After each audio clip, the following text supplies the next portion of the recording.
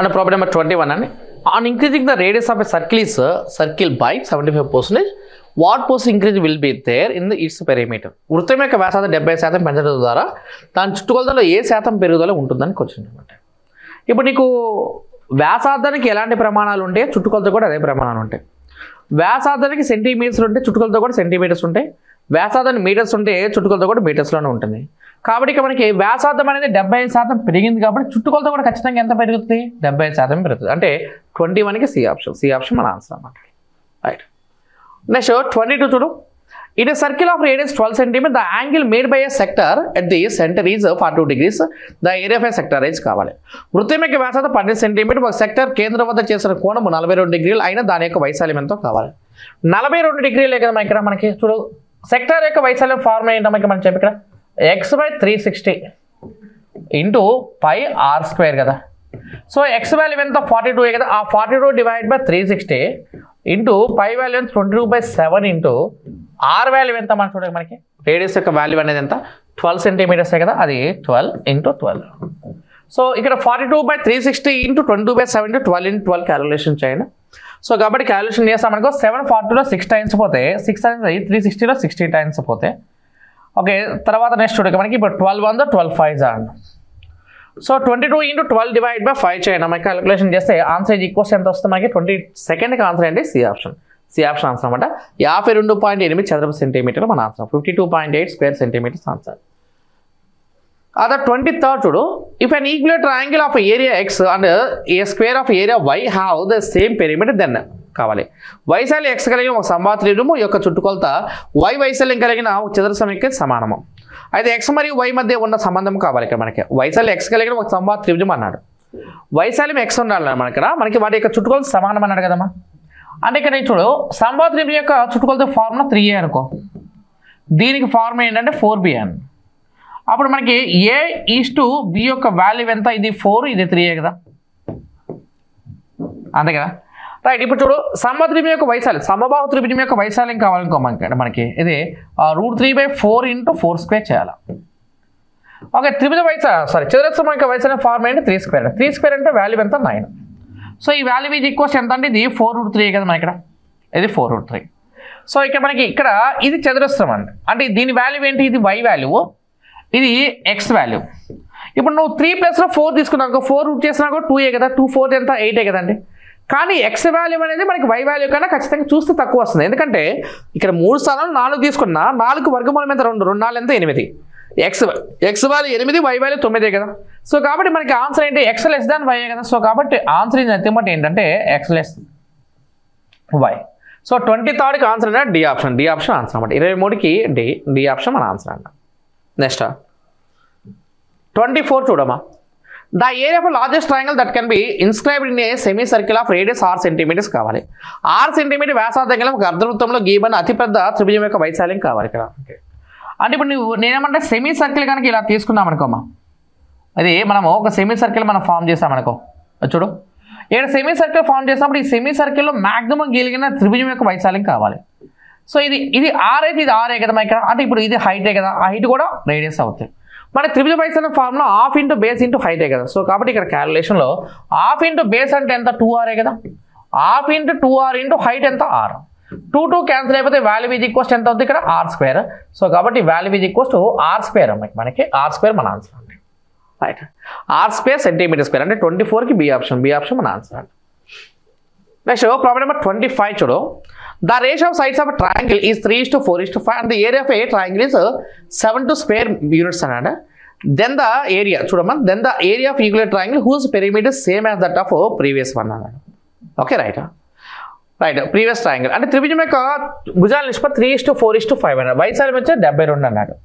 అంటే 3:4:5 అంటే లంబకోణ త్రిభుజమే కదా. సో కాబట్టి 3 పార్ట్స్, ఇది 4 పార్ట్స్, ఇది 5 పార్ట్స్ అంటే లంబకోణ త్రిభుజం యొక్క వైశాల్యం formula ½ into base into height కాబట్టి ½ ఇంటూ 3 ఇంటూ 4 అంటే 3 4 12, 12లో సగం ఎంత 6. 6 భాగాలు 72 అనుకున్నాం మనకు.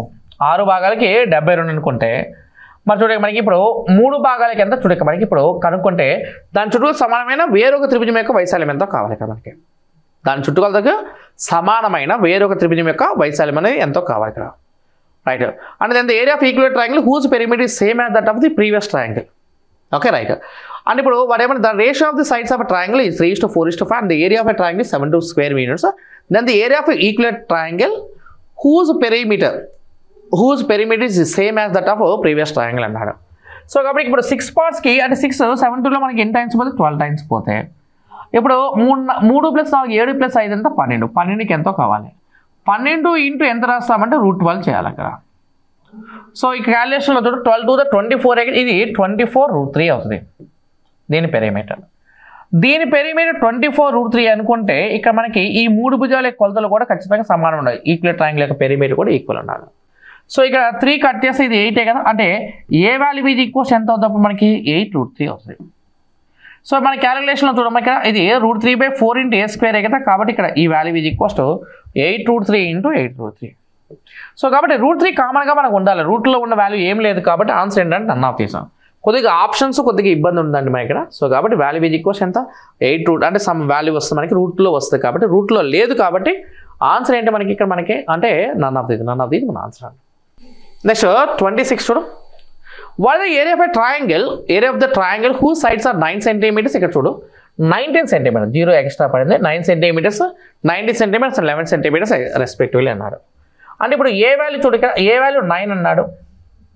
తర్వాత బి వాల్యూ తీసుకున్నాం మనకి ఇక్కడ చూడు ఇక్కడ బి వాల్యూ మనం తీసుకుంటే సో చూడ బి వాల్యూ అనేది 19 అన్నాము అనుకో. అండ్ సి వాల్యూ ఎంత మనకి 11 అని తీసుకున్నాం అనుకో. 9 ఒక నిమిషం 9 10 అన్నట్టు ఇక్కడ 9 లేదు 10. అప్పుడు మనకి ఎస్ వాల్యూ అనేది తీసుకున్నాం అనుకో. ఎస్ వాల్యూ ఇది ఈక్వల్స్ తీసుకుంటే 9 + 10 + 11 అంటే 19 + 11 అంటే 30. 30లో సగం ఎంత 15. సో మనకి ఏరియా ఫార్ములా √S అండి. ఎస్ అంటే ఎంత 15. ఎస్ ఇంటూ ఎస్ మైనస్ అంటే 15 నుంచి 9 - 6 15 - 10 అంటే 5 15 - 11 అంటే 4 అండి. ఓకే ఇది. సో క్యాలిక్యులేషన్ చూడండి మనకి ఇప్పుడు 15 × 6 × 5 × 4 అన్నాం అనుకో. సో క్యాలిక్యులేషన్ చేస్తే ఈ వాల్యూ ఇది ఈక్వల్స్ ఎంత వస్తుంది ఇది 30√2. అది 30√2 అండి మనకి ఇది క్యాలిక్యులేషన్లో ఈ వాల్యూలో ఎంత వస్తుంది ఇది 30√2. 30√2 మన ఆన్సర్ అంటే సి ఆప్షన్ మన ఆన్సర్ అన్నమాట 30√2. ఇది అంటే S value equals a + b + c/2 అంటే 15 × 6 × 5 × 4 అనమాట. సో ఈ వాల్యూ ఇది ఈక్వల్స్ ఎంత 30√2 మన ఆన్సర్ అండి ఇక్కడ. Okay right. Next problem number 27 అమ్మా. ప్రాబ్లం నెంబర్ 27 చూడండి. The radius of 2 circles are 5 centimeters and 12 centimeters respectively. The area of the third circle is equal to the sum of the areas of 2 circles అన్నాడు. అయితే the radius of the third circle is కావాలి. రెండు వృత్తాల యొక్క radio రెండు వృత్తాల యొక్క వ్యాసార్థాలు. Okay వ్యాసార్థాలు వరుసగా 5 సెంటీమీటర్లు మరి 12 సెంటీమీటర్లు. మూడవ సర్కిల్ యొక్క ఓకే వైశాల్యం యొక్క రెండు వృత్తాల యొక్క వైశాల్యంలో మొత్తానికి సమానంగా ఉంటుంది. అయితే మూడో సర్కిల్ యొక్క వ్యాసార్థం ఎంతో కావాలి ఇక మనకి ఇది క్వశ్చన్ అంటే. సో చూడ ఇక మనకి ఇప్పుడు వారు చెప్పేదాని ప్రకారం ఏంటంటే ఇది πr1² plus πr2² equals to ఇదేమవుతుందంటే πr². ఇక చూడ ఇక్కడ మూడింట్లో ఉన్న పై క్యాన్సిల్ అయిపోయింది అనుకోమ్మా. పై అనేది మనకి అన్నింటిలో కూడా కామన్గా గెట్ క్యాన్సిల్ అనుకున్నాం అనుకో. Pi value get cancel. ఇప్పుడు r1² అన్నా మనకో చూడ మనకి ఇది 5² కదా. r2² అన్నా మనకి ఎంత 12² కదా. ఇది ఈక్వల్స్ టు r². 5² అంటే 25 12² 144 అంటే 169 కదా. ఆ 169 ఇది ఈక్వల్స్ టు r² అంటే అప్పుడు r వాల్యూ ఇది ఈక్వల్స్ ఎంత 30. సో ఇది 27కి ఏ ఆప్షన్ అనమాట. అదే అంటే రెండు వృత్తాల యొక్క వైశాల్యం మొత్తం మూడు వృత్తానికి సమానం కాబట్టి ఇది πr1² plus πr2² equal πr². r² equal 169 అయితే r ఈక్వల్స్ ఎంత 13 అంటే 27కి ఏ ఆప్షన్ మన ఆన్సర్. నెక్స్ట్ 28 చూడమ్మా. ప్రాబ్లం నెంబర్ 28 చూడ. If the diagonals of a rhombus are 8 centimeters, 6 centimeters respectively, then the square of its side is కావాలి. ఒక rhombus యొక్క వికర్ణాలు 8 సెంటీమీటర్లు 6 సెంటీమీటర్ అయితే దాని వైశాల్యం ఎంతో కావాలి ఇక్కడ మనకి. దాని వైశాల్యం కాదండి ఇక్కడ. ఓకే దాని భుజం యొక్క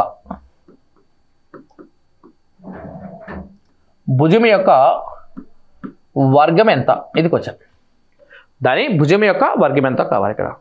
సో ఇక్కడ చూడండి మనకి ఇప్పుడు రాంబస్ కనుక నువ్వు తీసుకున్నాం అనుకో. ఇది మనకి రాంబస్ కనుక తీసుకుంటే ఈ యొక్క వాల్యూలో ఇప్పుడు మనం ఇక్కడ కనుక ఇలా కట్ చేస్తే ఇది మొత్తం డయాగ్నల్ 8 అయితే ఇది ఎంత ఉంటే 4 కదా. ఇది మొత్తం 6 అయితే ఇది 3 కదా. ఇది 3 4 అయినప్పుడు ఇది ఎంత 5. మన ట్రిపుల్స్ ప్రకారం ఇది 3 4 అయినప్పుడు ఇది ఎంత 5 కదా. మన ఇక్కడ భుజం యొక్క వర్గం కావాలి కాబట్టి భుజం 5 కాబట్టి దాని యొక్క వర్గం కావాలి కాబట్టి ఇది 5² చేయాలి. 5² వాల్యూ ఇది ఈక్వల్స్ ఎంత 25 ఆన్సర్.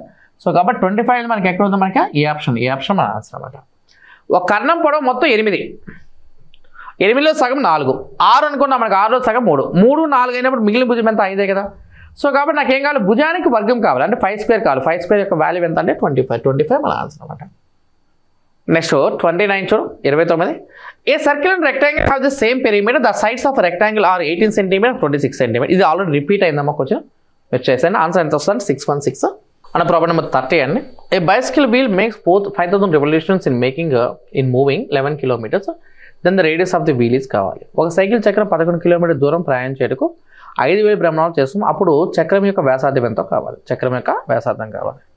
ఇప్పుడు మనం చెప్తున్న పాయింట్ చూడడం ఇక మనకి ఏమన్నాం, ఇక మనకి డిస్టెన్స్ ఈక్వల్స్ మన ఫార్ములా ఏంటి, n × 2πr కదా. Distance is equals to n × 2πr. So 11 kilometres అంటే చూడు, 11 కిలోమీటర్స్ అంటే కిలోమీటర్ మీటర్స్లో మాత్రమే ఇంటూ 1000 చేయాలా, మీటర్స్ సెంటీమీటర్స్లో మాత్రమే ఇంటూ 100 చేయాలా. ఓకే, ఇక్కడ రొటేషన్స్ ఇచ్చాడు 5000 అని రొటేషన్స్ ఇచ్చాడు, ఇంటూ 2 × 22/7 × r. అది క్యాలిక్యులేషన్ అండి. అయితే చూడ ఇక్కడ 3 zeros అండ్ 3 zeros క్యాన్సిల్ అండి. ఆ తర్వాత నెక్స్ట్ 5, 5 2 ఎంత 10, 0 0 క్యాన్సిల్. ఆ తర్వాత చూడక 11 అనేది 22లో 2 టైమ్స్ పోతాయి, 2 అనేది 10లో 5 టైమ్స్ పోతాయి. ఇది 5 × 7 అవుతుంది. అప్పుడు r = 5 7 ఎంత 35, r వాల్యూ ఈజ్ ఈక్వల్స్ ఎంత 35. సో 30కి బి ఆప్షన్ మన ఆన్సర్ అన్నమాట. దాని తర్వాత ప్రాబ్లం నెంబర్ 31 చూడమ్మా. The sides of a triangle are in the ratio 2:3:4 అన్నాడు. The perimeter of the triangle is 18 centimetre, then the area of the triangle is కావాలి. త్రిభుజం యొక్క భుజముల నిష్పత్తి 2:3:4లో ఉంటాయి. త్రిభుజం యొక్క చుట్టుకొలత 18 సెంటీమీటర్ ఉంటుంది. అయితే త్రిభుజం యొక్క వైశాల్యం ఎంత కావాలి, త్రిభుజం యొక్క వైశాల్యం ఎంత అనేది కావాలి.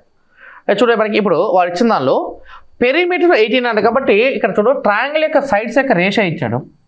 ఎంత ఇచ్చాడు, ఇది 2, ఇది 3, ఇది 4 అంటే 7 + 2 ఎంత 9. 9 భాగాలు 18 అయితే 2 భాగాలకి ఎంత, 3 భాగాలకి ఎంత, 4 భాగాలకి ఎంత కౌంట్ చేయాలి. 9 రోజులు కాబట్టి ఇది 2 రోజులు ఎంత 4, తర్వాత 3 రోజులు ఎంత 6, తర్వాత 4 రోజులు ఎంత అంటే 8. సో వాడు ఏమనంటే 4, 6, 8 భుజాలుగా కలిగిన త్రిభుజం యొక్క వైశాల్యం కావాలి. అంటే వాడి ఉద్దేశం ప్రకారం ఏ వాల్యూ ఈజ్ ఈక్వల్స్ ఎంత 4 కదా, బి వాల్యూ ఈజ్ ఈక్వల్స్ ఎంత 6 కదా, సి వాల్యూ ఈజ్ ఈక్వల్స్ ఎంత 8, అయితే ఎస్ వాల్యూ ఈజ్ ఈక్వల్స్ ఎంత అంటే 9.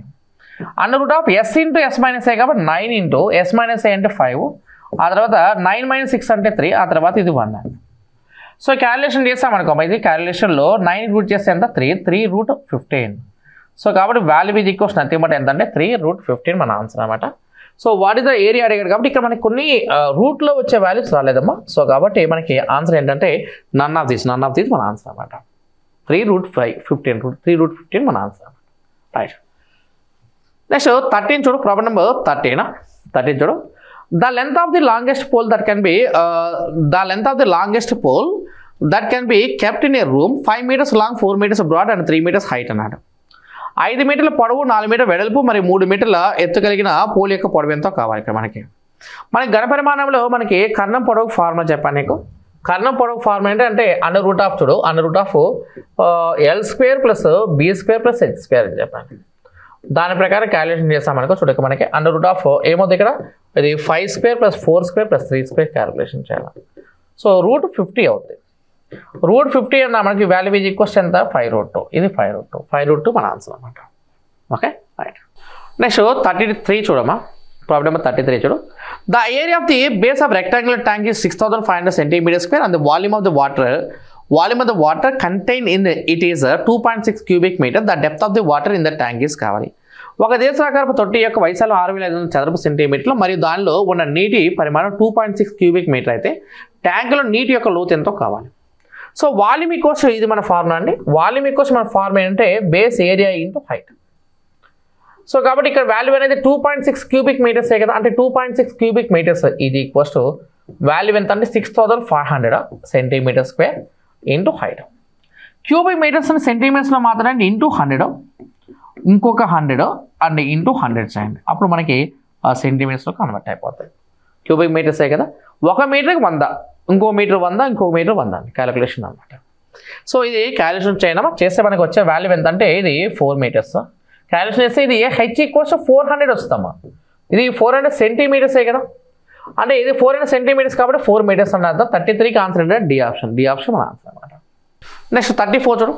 A covered wooden box has the inner measures as 115 cm, 75 cm, 35 cm and thickness of wood is 2.5 cm అన్నాడు.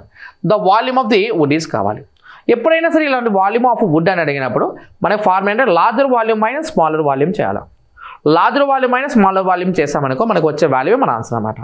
So ఇక్కడ చెప్తున్న దానిలో చూడక మనకి ఇప్పుడు ఇక్కడ ఇచ్చిన దానిలో చూడక లార్జర్ వాల్యూ అంటే smaller value, larger volume minus smaller volume చేయాలి. సో స్మాలర్ వాల్యూమ్ అన్నా మనకు ఇది ఎంత 115 ఇంటూ ఎంత రాస్తాము 75 ఇంటూ 35. ఇప్పుడు చూడు ఇది 115 అనేది అటువైపు ఇటువైపు మనకు 2.5 పెరగాలి కదా, అటువైపు 2.5 ఇటువైపు 2.5 అంటే ఇరువైపునే పెంచాలి కాబట్టి 2.5 పెంచితే ఇది 120 అవుద్ది. ఆ తర్వాత నెక్స్ట్ మనకి ఇప్పుడు 115 తర్వాత 75 ఉందనుకో 2.5 పెంచామనుకో ఎంత అవుతుంది 80 అవుతుంది. 35లో 2.5 పెంచామనుకో ఇది 40 అవుతుంది. సో కాబట్టి 12 8 96 4 చేయండి అమ్మా. సో కాబట్టి క్యాలిక్యులేషన్ చూడక మనకి ఇప్పుడు ఈ క్యాలిక్యులేషన్ చేస్తే 1296 ఇంటూ 4 చేయండి. 360 + 24 అంటే 384. సో కాబట్టి ఇది 384 000 మనకి వాల్యూ అండి మైనస్ 115 ఇంటూ చూడక 115 ఇంటూ 75 ఇంటూ 35 చేసామనుకో ఈ వాల్యూ ఎంత వస్తుందంటే ఇది 30,000. ఓకే 30,000 మనకి 175 వస్తుంది, 30,175. సో చూడక మనకి ఇప్పుడు 30,000 ఓకే 30,1875 వస్తుంది. 3,84,000 3,01,875 మైనస్ చేయడం చేస్తే మనకి ఆన్సర్ ఎంత వస్తుందంటే 82,125, 82,125 మన ఆన్సర్ అనమాట. 82,125 మన ఆన్సర్ అనమాట. రైట్ 35 చూడు. A rectangular water reservoir contains 42,000 liters of water. If the length of the reservoir is 6 meters and its breadth is 3.5 meters, then the depth of the reservoir is కావాలి. దేశరాకార నీటి reservoir 42,000 లీటర్ల నీటిని కలిగి ఉంటుంది. Reservoir యొక్క పొడవు 6 మీటర్లు మరి దాని వెడల్పు 3.5 మీటర్లు ఉంటే అప్పుడు రిజర్వాయర్ యొక్క లోతు ఎంతో కావాలి మనకి. సో ఇప్పుడు 42,000 లీటర్సే కదా అంటే ఇప్పుడు నేనేమంటే 1000 litres equals to 1 metre cube అంట. 1000 litres equals to 1 metre cube కాబట్టి 42 మీటర్ క్యూబ్ ఈక్వల్స్ టు చూడక మనకి ఇప్పుడు ఉన్న క్యాలిక్యులేషన్లో 6 ఇంటూ 3.5 ఇంటూ హైట్ చేయాలి. అప్పుడు మనకి హైట్ ఇది ఈక్వల్స్ ఎంత వస్తుందంటే ఇది 2 మీటర్స్ మన ఆన్సర్ అనమాట. సో కాబట్టి 35కి మనకి ఫస్ట్ ఆప్షన్ ఆన్సర్ అండి. 1000 లీటర్స్ ఈక్వల్స్ 1 మీటర్ క్యూబ్ అంటే క్లాస్ చెప్పేటప్పుడు మనం డిస్కస్ చేస్తాం. 40 ఈక్వల్స్ టు 6 ఇంటూ 3.5 అంటే హైట్ ఈక్వల్స్ ఎంత 2 మీటర్స్ అనేది మన ఆన్సర్ అనమాట. నెక్స్ట్ 36 అమ్మా. A rectangular water tank is open at the top. Its capacity is 24 meter cube. Its length and breadth are 4 meters and 3 meters respectively. Ignoring the thickness of the material used for building the tank, the total cost of painting the inner surface and outer surface of the tank at 10 rupees per meter square కావాలి. దేశ నీటి tank ఎగువన తెరవబడుతుంది. దాని సామర్థ్యం 24 metre cube. దీని పొడవు మరియు వెడల్పు వరుసగా 4 మీటర్ చూడక మనకి 4 మీటర్స్ మరియు 3 మీటర్స్. లోపల భాగమునకు మరియు బయట భాగమునకు రంగు వేయుటకు చదరపు మీటర్కు 10 రూపాయల చొప్పున ఎంత ఖర్చు అవుతుందో కావాలి. తెరిచి ఉంచున్నామనుకో మనకి ఇది ఫార్ములా ఇదమ్మా.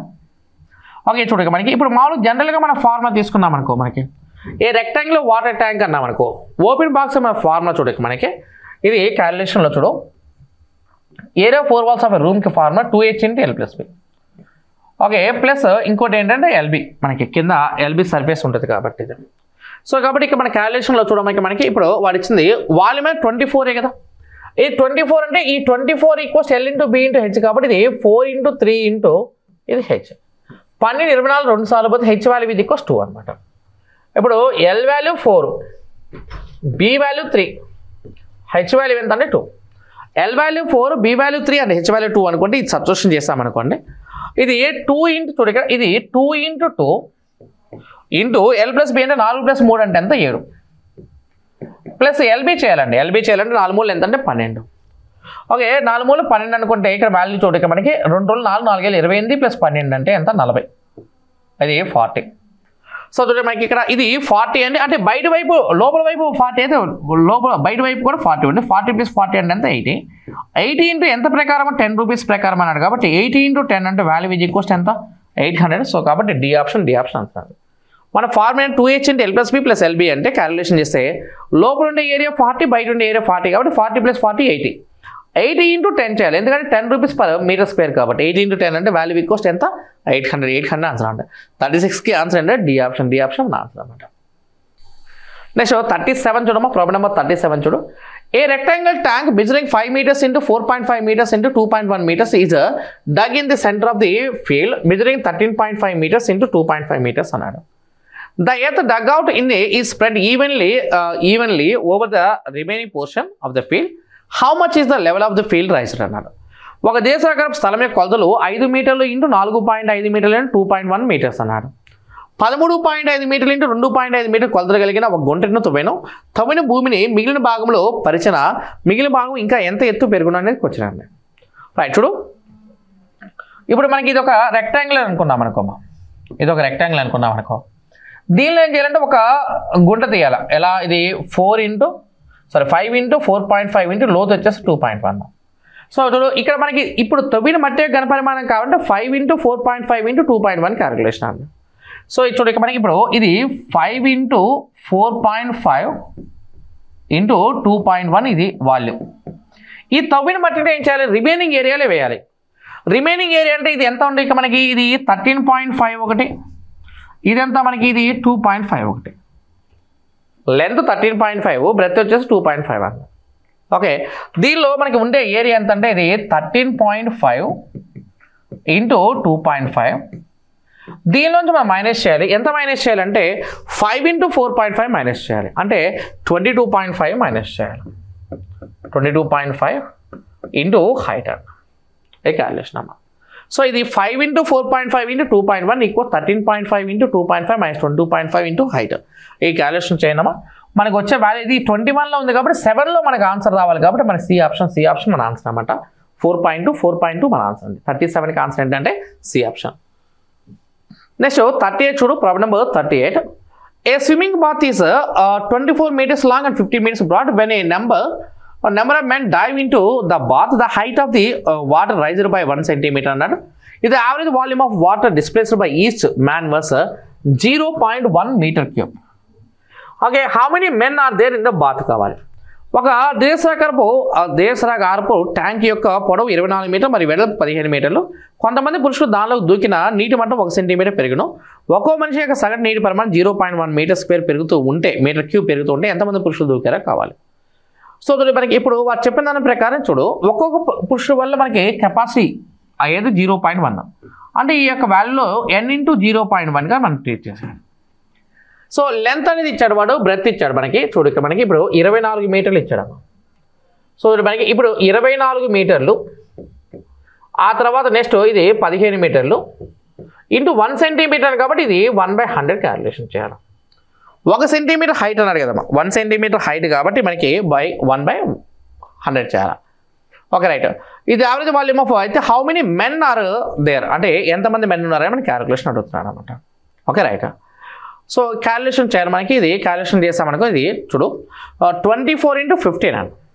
ఓకే, 24 into 15 చేస్తామనుకో వచ్చే వాల్యూ ఎంత మనకి 24 into 15, అంటే ఇప్పుడు 0.1 metre square 0.1 metre cube 24 into 15 ఈ 2 మీటర్స్లో ఉంది. అండ్ 1 అనేది వాటర్ రైజ్డ్ బై 1 సెంటీమీటర్స్ అన్నాడు. Okay right. సో కాబట్టి క్యాలిక్యులేషన్ చూడ 24 into 15 అంటే ఎంత మనకి 360 అండి, అది 360. Okay right. అండ్ ఇది 360 అనుకున్నాం అనుకో, 360 divide by 1000, 360 divide by into 10 వస్తుంది, ఇక్కడ డివైడ్ బై 100 వస్తుంది. So zeros and zeros cancel అయితే ఆన్సర్ ఈజ్ ఈక్వల్స్ ఎంత 36 కదా. సో కాబట్టి వాల్యూ ఈజ్ ఈక్వల్స్ ఎంత 36 మన ఆన్సర్ అనమాట. Okay right. అంటే ఇప్పుడు కిందకు వచ్చేప్పుడు 0.1 అవుతుంది, అది పైకి వెళ్ళేప్పటికి ఇంటూ 10 అవుతుంది. 360 into 10 డివైడ్ బై 100 అంటే 36 ఆన్సర్. అంటే 38కి ఆన్సర్ అంటే బి ఆప్షన్ మన ఆన్సర్ అండి.